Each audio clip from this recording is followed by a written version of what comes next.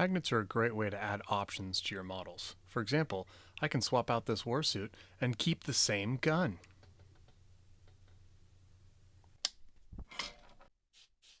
Nice. So unlike the Dreadnought, the Tactical Warsuit only comes with one of these joints that attach to the gun. It attaches to the arm in the same way as the Dreadnoughts do. Pretty simple. So I've magnetized this through the joint so it attaches to the gun in the middle. And I'll show you how I did that. So first step is to lay all the pieces out and get some drills. It's easier to drill with a smaller drill working your way up to a larger drill with plastic, so I've got quite a few sizes here. Now, these are the magnets that I plan on putting into the gun side, and they are just about 1/8 of an inch here, or about 3 millimeters, pretty much on the dot. And then the ones I'm planning on putting in the joint itself is 1/8 of an inch, pretty much on the dot, and just over 3 millimeters.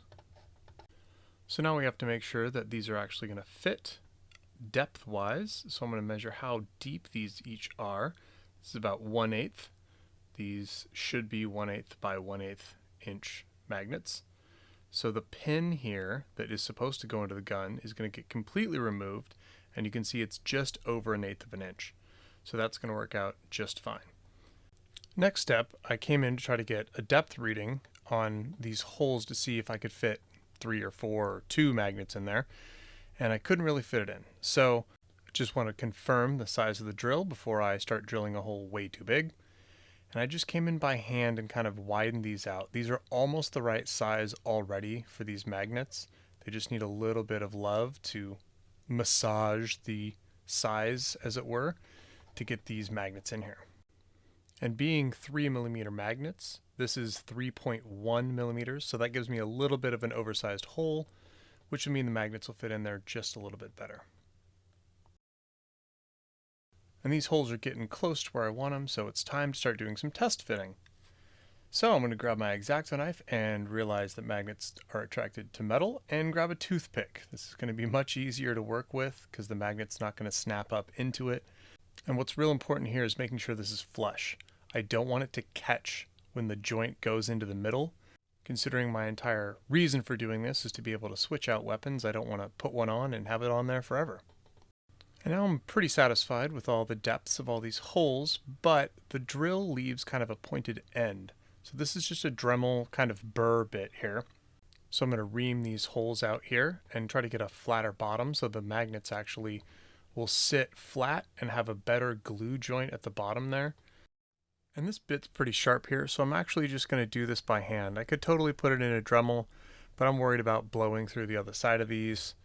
There's not too much leeway here. So once I get them to a point where the magnets fit, and I'm going to test fit again and again, and these sit pretty flush now.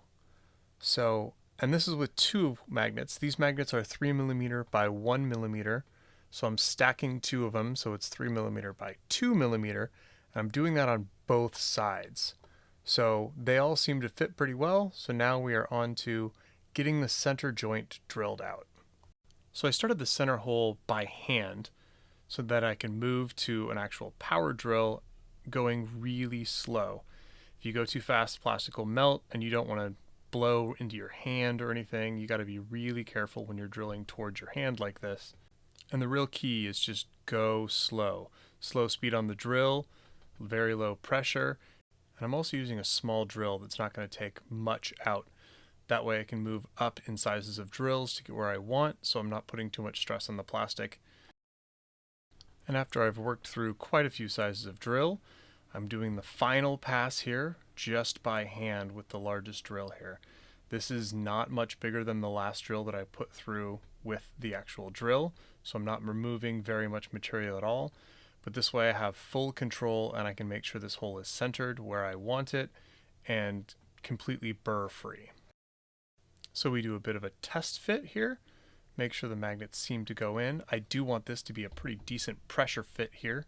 So I'm going to pull one of these magnets off. Now I'm not worried about polarity with these because these are actually symmetrical. So if I put it in the wrong way, it doesn't really matter.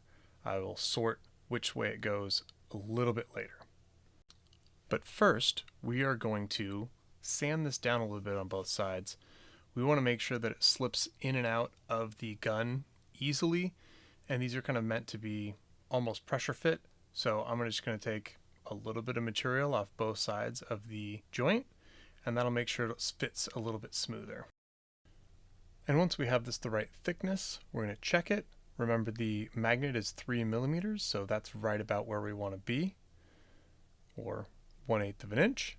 So that brings us to making sure the magnet actually fits now, and that drops right in there. Maybe looser than I even wanted, but it'll do just fine. So how do we glue this on? Well, my little trick is I take a pair of pliers, I stick the magnet to it like so. Now this will hold the magnet in orientation that I want it to. Put a little bit of glue on it, and then put the piece on top of it to align it, and then the pliers you can actually close to push it into place if need be, and then pull away from it so you're not pulling up so the magnet can slip out, and then don't touch it. Just let it dry. Leave it alone, and don't touch it. So now I have to work on putting the magnets in the guns.